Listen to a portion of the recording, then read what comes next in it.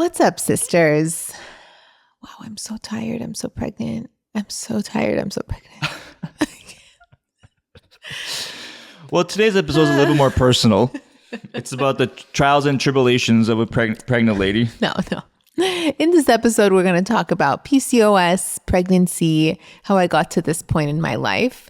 So it's going to be a bit of my story and some of the things that really helped me with getting pregnant. Of course, want to also give like a trigger warning for anyone who's struggling with infertility or who, of course, can feel emotional during talks of pregnancy. We just want you to know this will be a podcast about that. So if you don't want to listen today, we totally understand. For those who want to listen, just want you to know we'll talk again about Colleen's journey, how we got here, how I helped in any way capacity, my role in this. Okay. But yeah, it'll be an episode about that. We have some Q&As as well. We got a lot of Q&A questions from Instagram, so we're gonna basically rapid fire answer them. Basically, all questions about Colleen's pregnancy, and yeah, it's gonna be a fun episode. It's going to be a fun episode. Doctor said you got PCOS. Now go on, girl, just lose some weight. Till I took the symptoms into my own hands and reversed them naturally. This morning, I went on a walk, okay? And I'm pregnant, right? So I wanted to tell the story before we get into it. So I'm pregnant. I'm going on a walk with our puppy, Kismet, our boxer puppy, okay? Yeah. 1 year old. Almost 1 year. She's in heat, so she's like kind of hyper and excessive. And she is driving me insane because she overpowers me and she knows it, but she doesn't do it to Sirak. When Sirak walks her, she's off leash. She's being a good girl. She's walking right behind him, like right next to him. I mean, when I'm walking her, I'm like fighting with her, yelling at her, like making a scene with the leash. Anyways, okay, so I go on this walk and we get to this house where they have a dog, and Kismet loves to like sniff around this house because she smells their dog, and that dog does this cute thing where it like sticks its snout from underneath the gate, and Kismet like sticks her snout, and they have like a snout like sniff off. Okay, it's really cute. But this time around, the gate was open, the dog was off leash, the owner was standing there, and I kind of like waited for them to go inside, and then I saw they went inside, so then I walked by, but when I walked by, I realized the gate was still open and they're just standing in their courtyard. Kismet went crazy. She went wild. I'm yelling at her. I'm pulling the leash. The guy's telling his dog to like sit and stay. That dog is sitting and staying. And I'm in like a scuffle. I'm pregnant in a scuffle. I'm in a sports bra and pants. Like I'm clearly pregnant, scuffling with this dog. And this like older gentleman is like watching me. Okay, I'm so embarrassed. She slips out of her collar. How does this happen? I don't know. It only happens when I'm walking her. It was a little bit too big, I think. She slips out of her collar. She knows how to get her head out of it too. And she starts running around. She goes into their courtyard. She's running around the courtyard. I'm like, sit, stay, no. I'm like trying so hard to have command presence so this dog listens to me, but she won't listen. And then it gets worse. The man's door was open to his house. I thought it was a screen door. And then the dog goes running into his house, and his wife, his elderly wife, like at the age of a grandma, is like in there, and this dog is just zooming around her house. Oh, and God for like, my dog. Yeah, like that dog went inside the house, and then Kismet followed the dog into the house. So she's running around a stranger's house.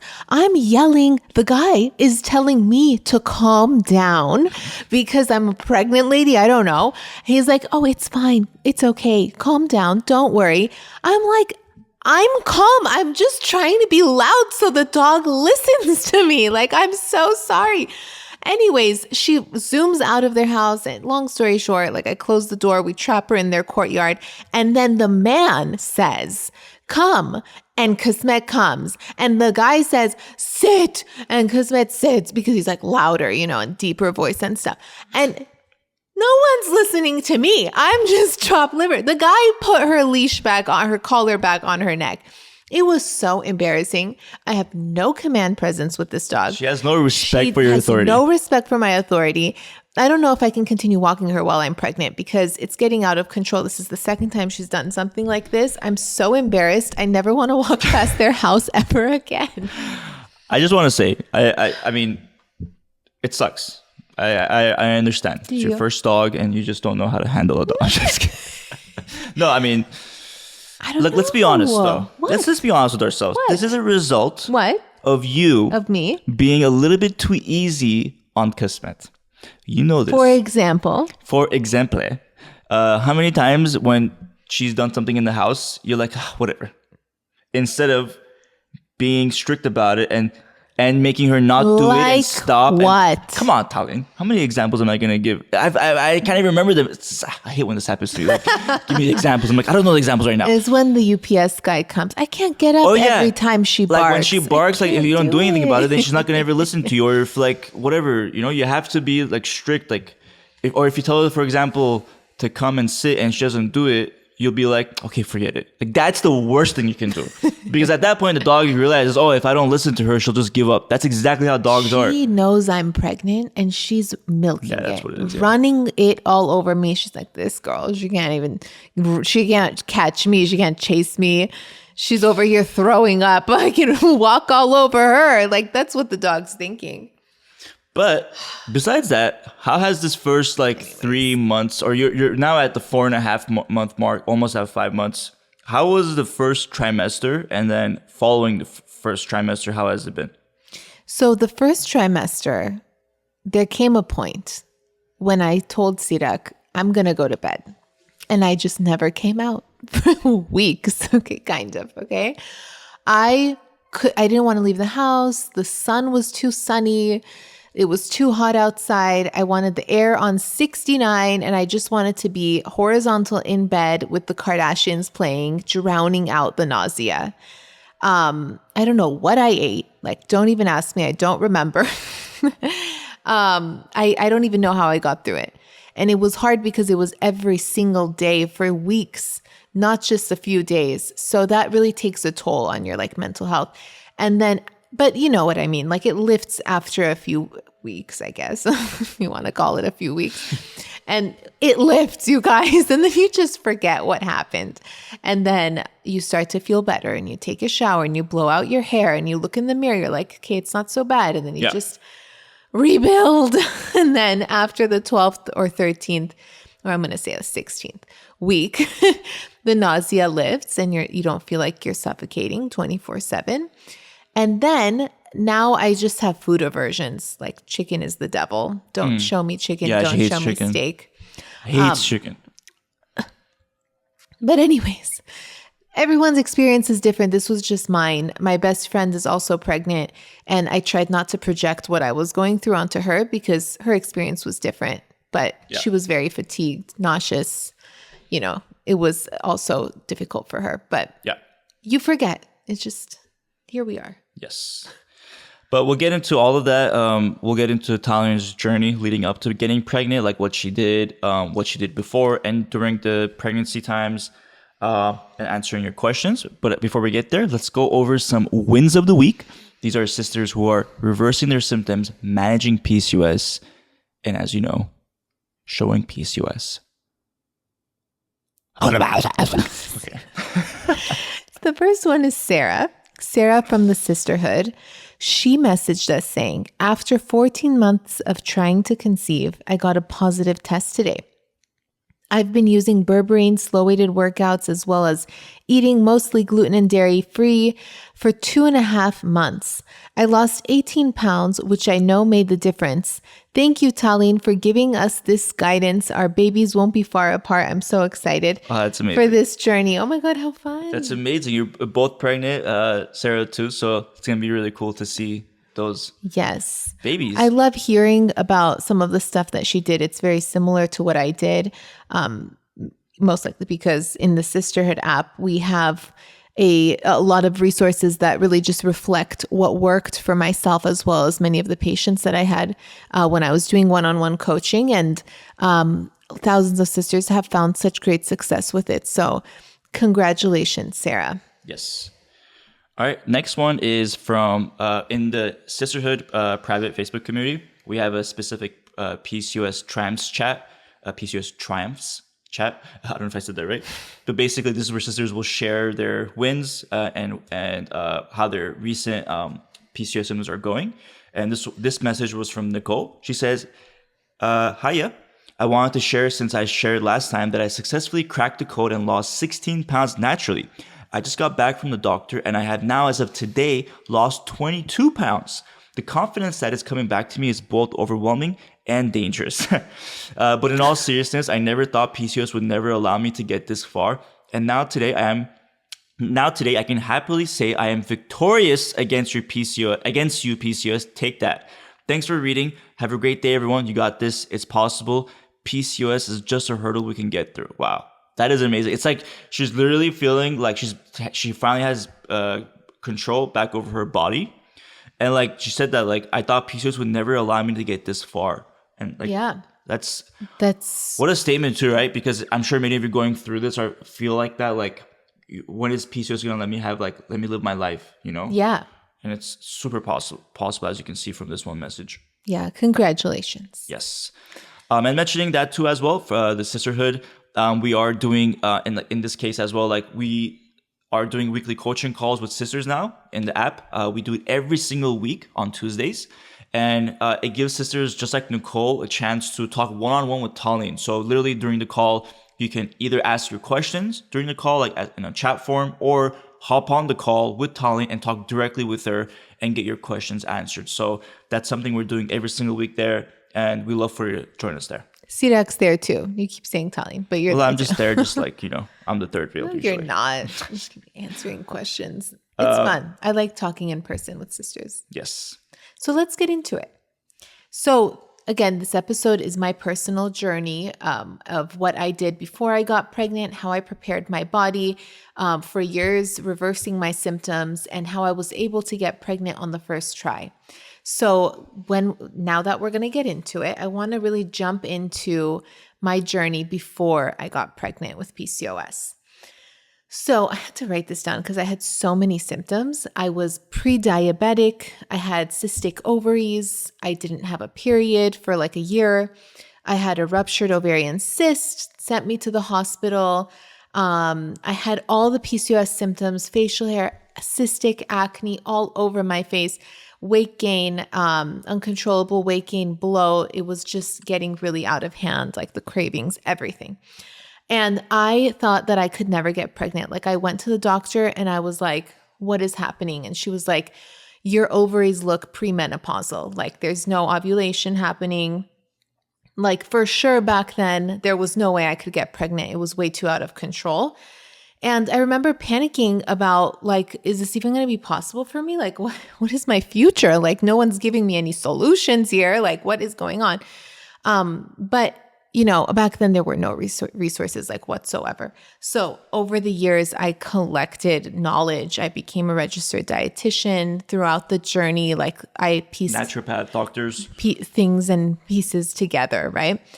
So I started making changes, and I really want to share those key changes that helped with my fertility because, sorry, I'm out of breath. I'm just Take a break. Because these changes made such a difference in my journey. Can you turn the air on? Or are you trying to like suffocate me in this house? I will turn it on for you. Absolutely. I'm going to strangle you. Okay. So the first key change, I was told by every single naturopathic doctor I went to go gluten and dairy free. And I say this because the first one told me I didn't listen. The second one told me I didn't listen. And I was like, you know what? I guess there's something to it. So I gave it a try. And because PCOS is an inflammatory condition and these are inflammatory foods, they can trigger symptoms. They can make your cells inflamed, less respondent to insulin. It makes it harder to lose weight and all of these things, okay? So I went gluten and dairy free. It was hard in the beginning. Like I just did a little bit, 50%, 80%. I think I can have dairy. Never mind, I can't have dairy. It was a lot of like trial and error and realizing I really can't have these two foods without flaring up. It was triggered. Dairy was specifically making my testosterone go up. It was making my acne worse, which means it was also affecting the other symptoms of high testosterone, like fertility and getting my period. So I slowly learned how to incorporate this into my life. And it started with like one meal at a time, as we talk about it in our app, The Sisterhood. We have lots of gluten and dairy-free recipes. And I always say, take it one step at a time. You don't have to be perfect. This is really a test to see how your body's going to respond to it. And if it responds well, then you're going to want to stick with it because you feel good, right? Yeah. So that was one of the first changes. The air feels so good. It's like right above me. You want me to say some of these for you? You say the next one. Are you sure? Yeah. Okay. All right. I just because time, we have a written thing, so I can mention some of these things, but please jump in anytime you want to. But basically, some of the next steps Tallene took was stopping the intense workouts. So when you're basically doing, of course, there is no one single workout that's like it for PCOS. But many women with PCOS are told when they go to the doctor's office, just burn as many calories as possible and eat less, right? The whole calories in, calories out equation, which we know up to now, that's pretty much false, because why would so many PCOS women struggle to lose weight if they're doing that, if they're not hurting their hormones? With that being said, when you go to the gym and you're just doing like a bunch of running, like hours and hours of workouts, for example, like kickboxing, spin classes, HIIT workouts, where you're just like back and forth with no rest, what that's going to do is it's going to spike your cortisol, aka your stress hormone.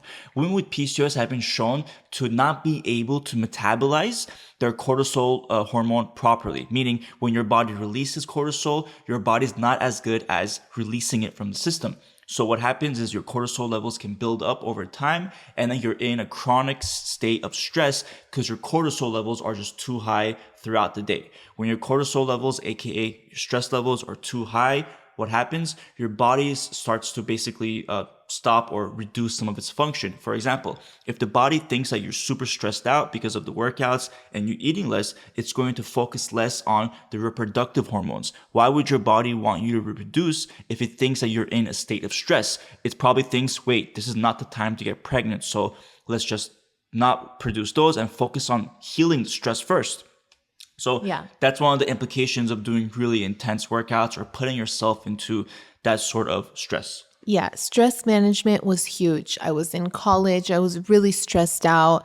I was like not able to focus in class because I had like this fog in my brain. Like I could not focus. So I would overstudy and exhaust myself and not sleep. And what people could just pick up by listening to a lecture, like I had to really hammer into my head. And it stressed me out. I had like a really stressful few years of figuring out like, hey, like there's a lot of inflammation. It's affecting my focus as well.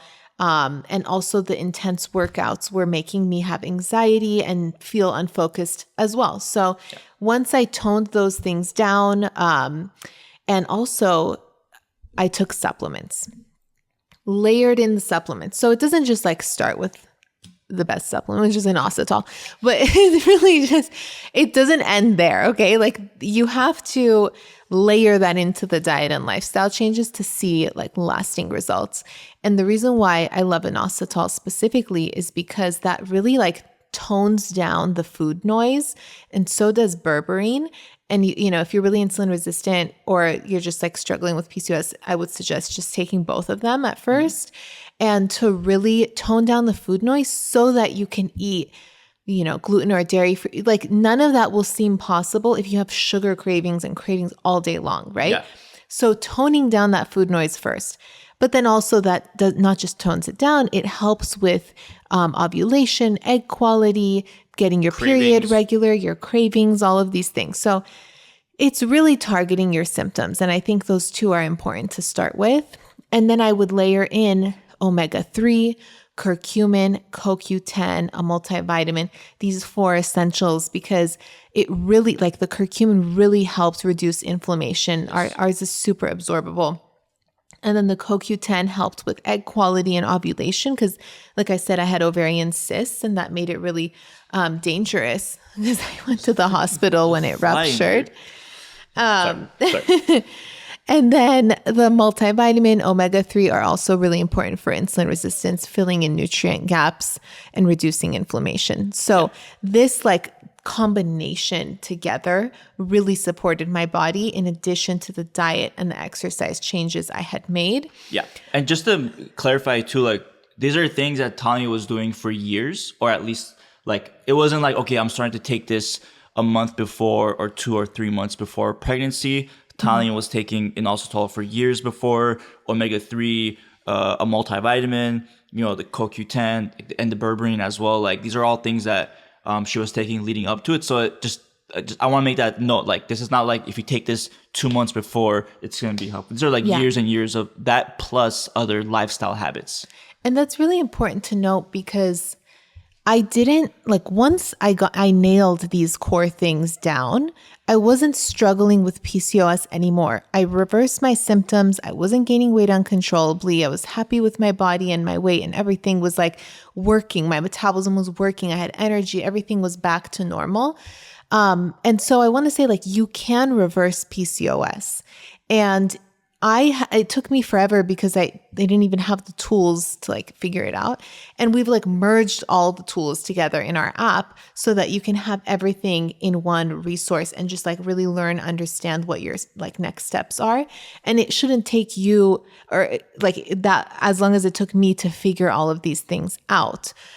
So if you're looking to get pregnant, yes, I'm saying for years I did these things, but you may not have to do it for years. It may take you 6 months. I don't know. Yeah. God knows. I don't know. But yeah, when I say years too, it's more so you were just focusing on your PCOS and you were being consistent. I was really committed for a long time. Yeah. And that really contributed to being able to get pregnant quickly on the first try because it wasn't like I waited to see if I was ovulating. I was already on it.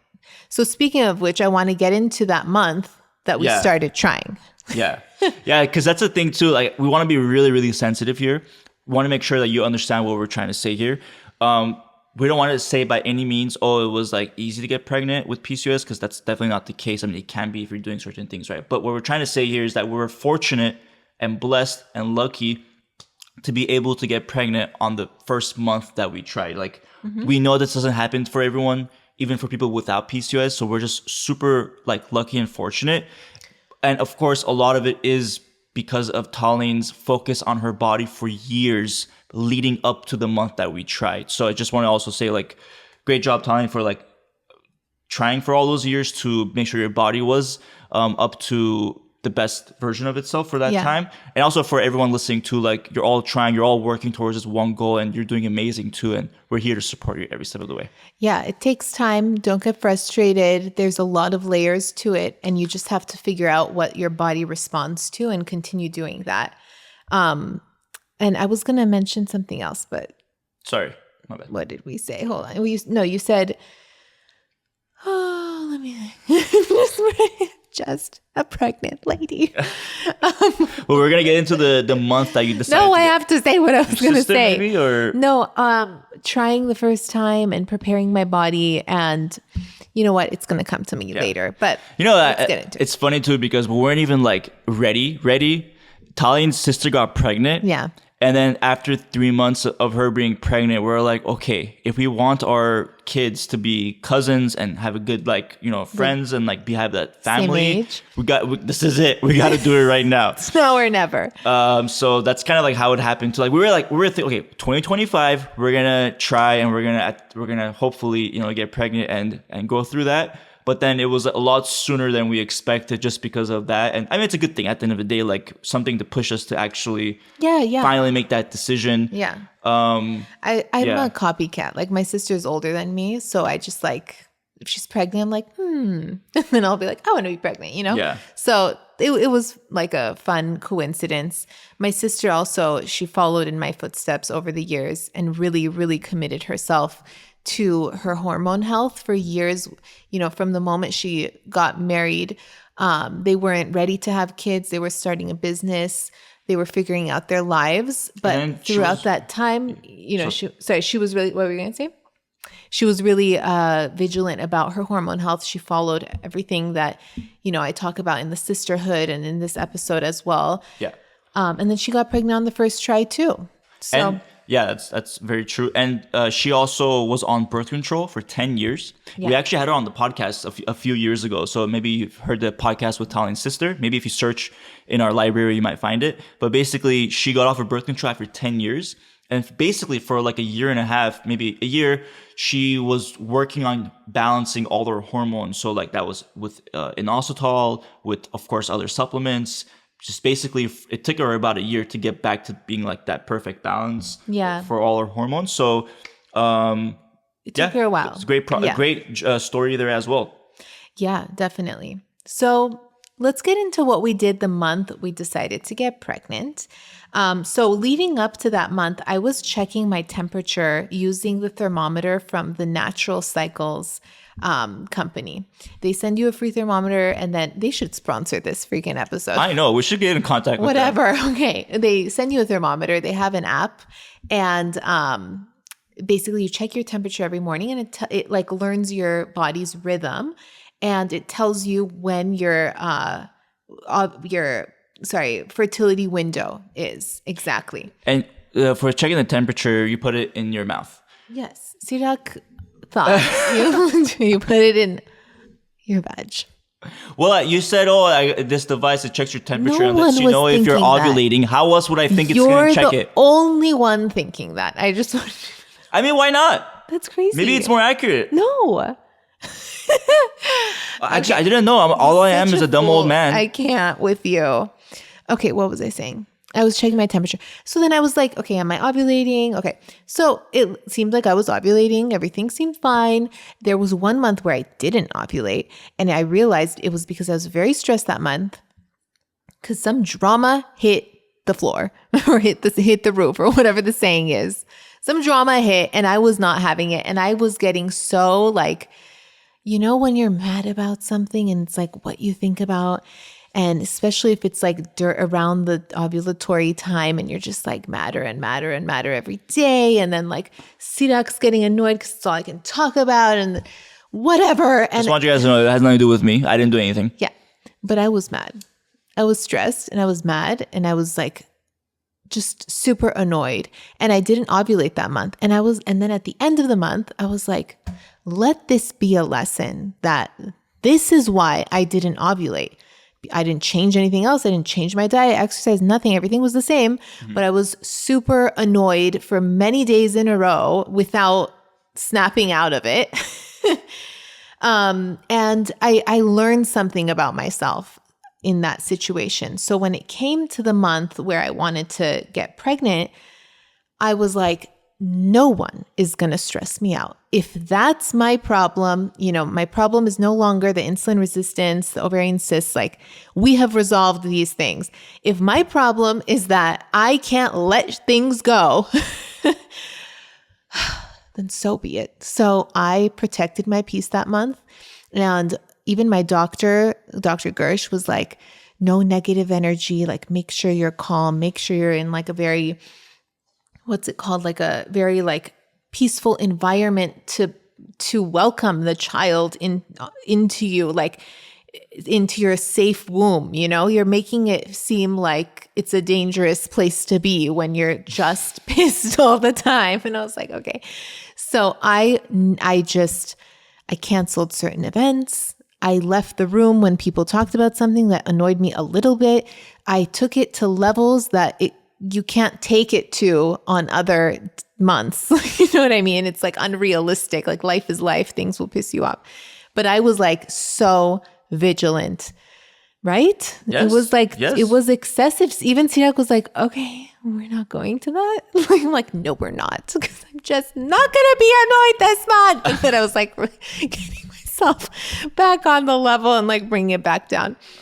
Anyways, so I made sure, and I even announced to everyone in my family, I was like, we're going to try this month.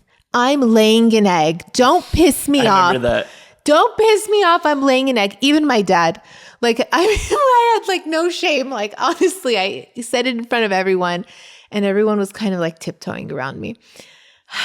And then we also planned a trip during that week that I was ovulating to avoid something as well. So we planned a trip during that week. Sirak planned a trip to Malibu. And we stayed at, what's it called? Casamigos? No. Yeah, Calamigos Ranch. Ranch. Yeah. Which is such a beautiful, it's like, it's not a hotel. It's like a, It's like it's a hotel, but like a ranch style hotel. you get your own like private little home thing. And then, there's like a big outdoor activities. yeah, there's like a spa, Yeah. pickleball court. There's a restaurant that has like great food on the premises. You can bring your dog, wide open spaces like green grass for the dog to like run around on. So it was just a beautiful weekend. They had a nice pool. Sirak got like, room service and like all of these nice things to just make it really special. And I think I got pregnant there, if we want to be real about this. So the moral of the story is to understand what is really causing your like cycles, your ovulation to not occur. Is it insulin resistance? Is it stress? And nail it, like really do a self-evaluation.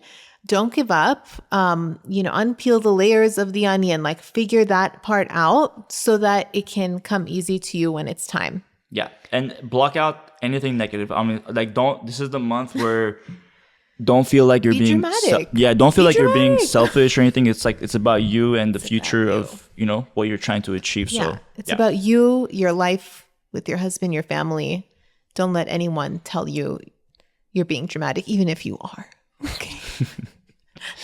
With that, before we close things off, we want to do a Q&A. So this is, we gathered the most frequently asked questions that we've been getting on Instagram about Talian's pregnancy, and we're going to go ahead and answer them for you right now. So Talian, the first question for you is, what supplements have you stopped taking and then started taking? I stopped taking berberine and curcumin and CoQ10. And then, so now the ones that I am taking are omega-3, vitamin D. I'm taking NAC and glutathione. I'm also taking my prenatal, and I'm taking phosphatidylcholine. Mm-hmm. And the prenatal is from? The prenatal is from Pure Encapsulations. Okay.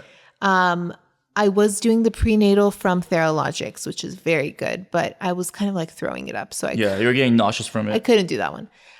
Before I got pregnant, I took a preconception multivitamin. Yeah, that's from, I mean, we didn't want to mention this until the end because we don't want you to think we're saying, hey, this gets you pregnant, but this is our the multivitamin. Yeah, this is our prenatal that we have on OvaFit, and it's for preconception. So Italian was taking the CoQ10 from there and the preconception multivitamin. So the preconception multivitamin specifically there to help you with your chances of getting pregnancy. And you can also still continue to take that multivitamin during your pregnancy as well, because it still has a great amount of benefits for the development of the baby. Just FYI. But yeah, like this is obviously a great example, but it doesn't mean this is a magical... No, this was just a great way to prime my body, and we have it on the ovafit.org website. If you're looking to get pregnant, it's a great prenatal... it's a preconception, like before you get pregnant, vitamin to prime your body. Yes. And it's a 3-month supply. So you get it for... Because like when it comes to the pregnancy, fertility, it can take at least 3 months to make sure to change the picture of your ovaries. So that's why we make it a 3-month supply. Next. Okay. So next question is, are you worried you will gain weight and you won't be able to lose? That is an anxiety of mine. I can see why it's an anxiety, like especially if it's hard.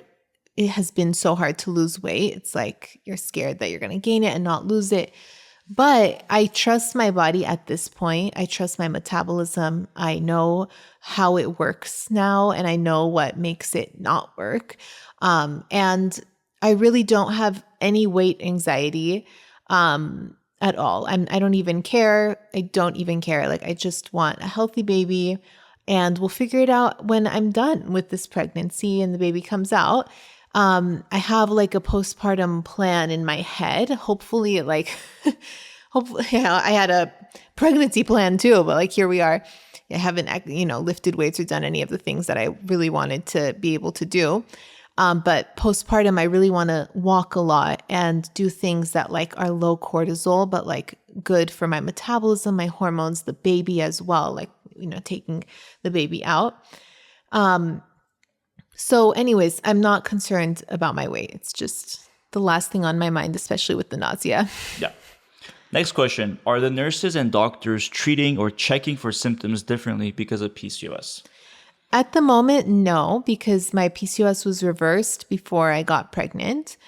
But if I had signs of insulin resistance, then they would definitely be monitoring that for like gestational diabetes and seeing like what could possibly happen. Yeah. But since they like check everything before, and I had labs done before I even got pregnant just to make sure it's like all under control. So everything was fine and it seems to be going okay. Yeah, that's another recommendation of ours is make sure you're getting, if let's say you're going to get you're going to try in about a year, try to get your labs done every 3 to 6 months leading up to it, just so you make sure everything's on par as you get closer to that date. Next question. Were your periods regular before you got pregnant? Yeah, that was something that I was really vigilant about for years before I got pregnant. And it took some time to learn that lifting weights was a crucial part of it. Taking inositol, crucial. Acupuncture was crucial. I mean, like all of these things pieced together for me to have a healthy menstrual cycle. And that was really important. Yes. And then this is a good one to close things off on. How was pregnancy going compared to how you thought it would be? You guys, before I got pregnant, I was doing like 12 through 30 all the time on the treadmill in the garage. And I was like, I'm never going to stop doing this no matter what. I will push myself. This is so good for me. I feel so good. My body, everything. It's so good for the baby. And then the nausea hit. And I never got up again. And there was just no way. Like, there was no way. And I'm not going to feel bad about it either because there was literally no way. And I'm not going to force myself. Clearly, my body needed rest. I was making a placenta. Mm-hmm. That's what you do in the first trimester, as I learned. And it is no joke. Like I was like, yeah, whatever. Like my body's built for this. I'll be fine. Okay. But like you also have to sleep a lot. Like you have to rest and let your body do it. The whole thing is a marathon. Truly, like your blood, the amount of blood circulating and the amount of volume that's being increased in your body, like you can feel, I mean, I could, or my sister could too, like feel the blood like whooshing through your body. It's just like a lot going on. And there's no need to force it with freaking getting on the treadmill doing 12 through 30. That's all I'm saying. Yeah. What was the question even? I mean, how is it compared to how you thought it would be? I thought that I'd be like those people that like you see on Instagram with like pregnant bellies lifting weights. Then I realized like they're probably not in their first trimester, you know, unless you're somebody who just doesn't have any symptoms, that's fine. But maybe later I'll lift weights. I don't know. Like, listen, I'm just trying to swallow my supplements and eat something like, but I wish I could exercise, but I'm walking the dog. You know what? We're done with this podcast. You're doing really good. We'll close us off, babe. Any last words you want to say before we sign off on this pregnancy podcast? Yes. My last words are that you can get pregnant with PCOS. I was literally the picture of a PCOS girl years ago when I was diagnosed. I had every single symptom.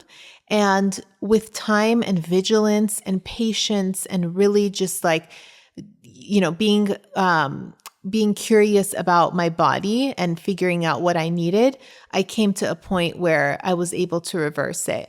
And we're always here to help you do that. That's why we created the Sisterhood app. That's why we created these supplements that are so high quality and reflect the research studies that actually help women with PCOS. We're very passionate about putting together an ecosystem for a woman with PCOS to have all the answers to be able to reverse their symptoms so that you too can get pregnant quickly and not have to struggle with, you know, infertility and ovulation issues and stuff like that. So I'm hoping that, you know, we can be a ray of light for you and all of like the things that we offer can be helpful, and you can message us soon and you'll be the next win of the week that we read. Absolutely. I can't wait to read your win of the week, sisters. With that said, thank you for listening today. And again, just want to remind you, if you're looking for help with your PCOS, whether it's one-on-one or you want to get meal plans, workouts, and so forth, we have the Sisterhood app for you. It has a 7-day trial, so you can go ahead and try it out with no risks. And remember, we have our weekly coaching calls every Tuesday. So if you do join, make sure you show up for the weekly coaching call so we can help you directly as well. And if you're looking for any supplements, whether it's for your fertility journey or weight loss journey or symptom management, check out ovafit.org as well. And yeah, until next time, we love you. Hope you have a great rest of your week. Bye. Bye.